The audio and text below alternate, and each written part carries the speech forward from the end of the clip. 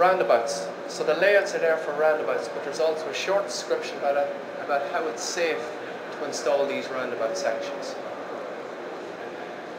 Okay, so I'm going to talk now just on the last piece of the presentation about our observations from the temporary traffic management design course, which we've rolled out over the past 18 months.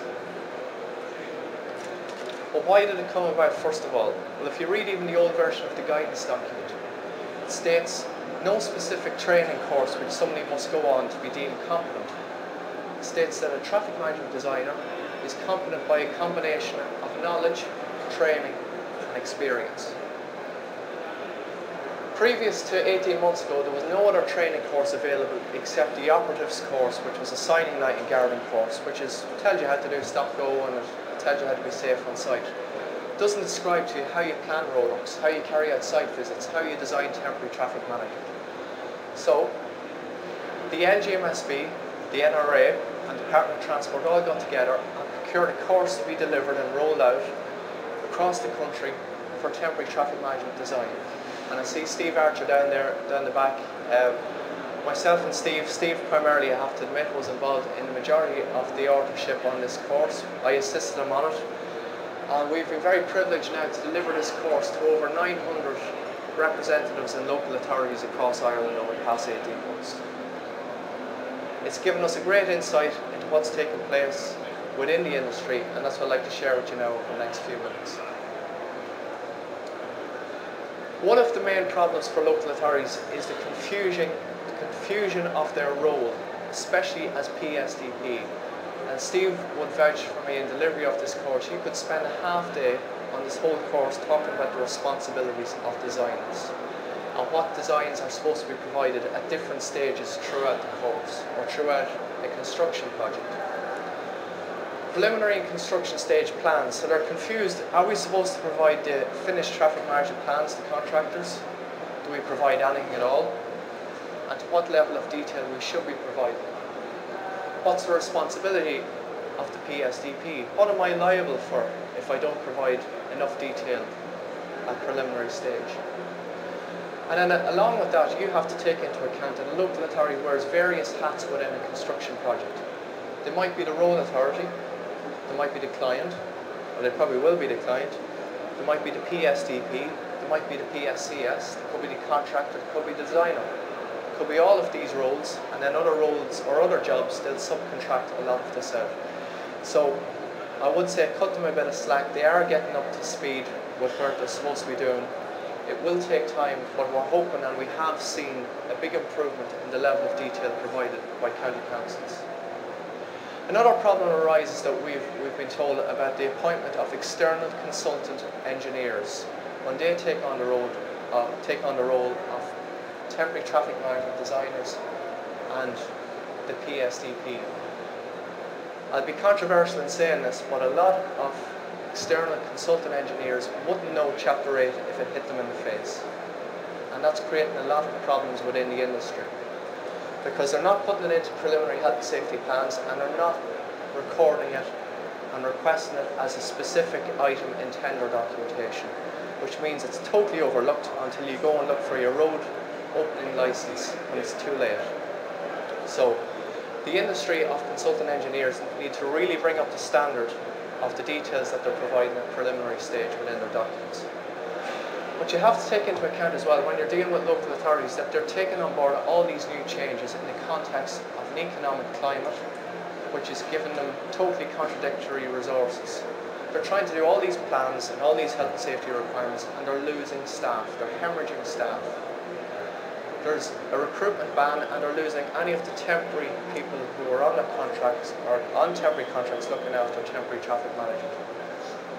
Contractor compliance issues along with that. A lot of local authorities would say that we're receiving great documents from contractors, but when it comes to the site works, they don't care. They're not doing it on site. So that is one of their issues which they have, just so you're all aware of. In terms of contractors then, because we've also rolled out this course in the private sector, so we've listened to what they're saying. Just like the local authorities, they're also having to take on board all these new health and safety requirements in the context of an economic climate in which rates have been cut up to 50% probably in the space of 2 to 3 years. And there's the expectation still on them to put all these health and safety measures and still do it at a cheaper cost. Very, very difficult to do. I would have other contractors who would come up to us and say that when they're tendering for projects, they know the measures that should be put in place in terms of temporary traffic management. But if they put in a price for it, they simply won't win the contracts, because the people who are looking at the contract price when they come in are turning a blind eye to health and safety and turning a blind eye to the actual cost and measures which are required in terms of temporary traffic management. Another controversial point. Every single local authority has a different system for applying for roadworks. They have different documents that they send out, they have different documents that they request, and it's an absolute frustration point for contractors that they'll travel 5 miles down the road and have to deal with a totally different set of systems. In fairness to the LGMSB, which is the Local Government Management Services Board, they're attempting to standardise the systems that the local authorities use, and the guidance document is one such measure. So another shameless plug that I'm going to have, we have a temporary traffic management design programme on our stand, which I would invite some of you to come along and have a play with, which again is a prototype for standardising the documentation and the plans which local authorities can use, but also contractors. So what's coming down the line of us? In 2011, we're expecting the introduction and the procurement of a new high-speed temporary traffic management course for operatives. Anybody working on a motorway or dual carriageway in the future will have to be trained, and not just a classroom training exercise. They will be brought through a practical on site, and then they will be assessed on site. And it's a much more labour intensive and time intensive course than the signing night and guarding course. Why? Because I'll tell you, if you're carrying if you're working on a high speed road and you're carrying a sign across the road, it's a lot different than doing it in a housing estate. So therefore the training needs to be much more intensive. We're also, any amendments to Chapter 8, we have been told, just so you're aware, will be made on a page-by-page basis. So we will not have to wait for a whole new document to be re-released and published. They will publish a page-by-page document. So just to sum up the presentation, we have a new guidance document. The HSA have backed it, has a much greater emphasis on temporary traffic management design and the responsibilities, and describes in much more detail what you as a local authority or a PSDP should be providing, and what you as a contractor should be expecting from your PSDP. The sign night and guarding course is also updated. Just so you're aware, anybody who has attended the existing traffic or sign night and guarding course, your course is still relevant. It still applies. However, there are changes which you should make your operators aware of if they have already taken the course.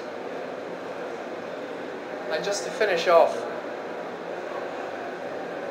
I described at the start where temporary traffic management has come from in the past few years. A lot of people resist the changes. Like any changes, people don't like change, especially when it costs them in their pocket. But we have to face up to these changes, because at the end of the day, this man here has a right to go home safely after work. This man here has a right to go home safely after work, and so too does the road worker, regardless of cost. So the guy who's holding the stop-go board, regardless of whether he's a general operative or that graduate engineer holding the stop-go board, everybody has the same right. So thank you very much for your time. I'll take any questions at the end.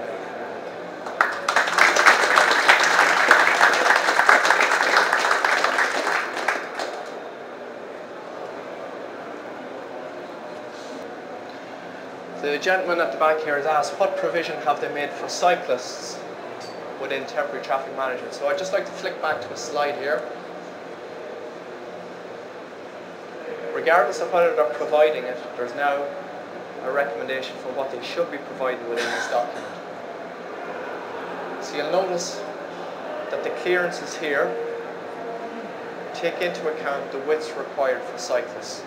Within this document as well here, it shows diagrams of the widths cross-section wise that should be provided and signage for cyclists, especially where the roadworks is blocked.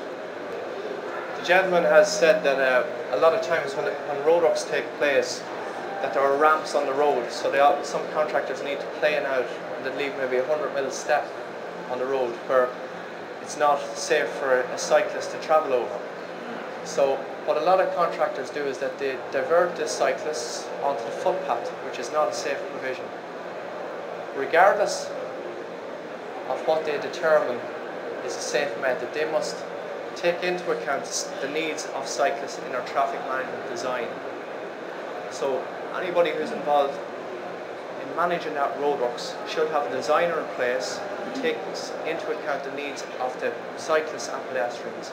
If that's not adequately provided for, they are not fulfilling their role of PSCS or a designer.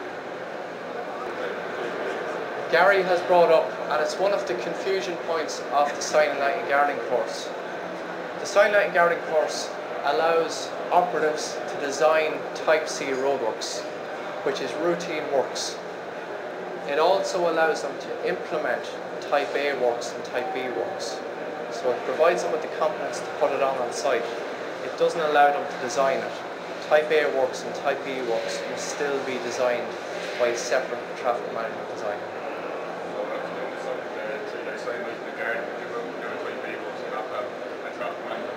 Exactly, exactly. It still must be prepared by a competent designer.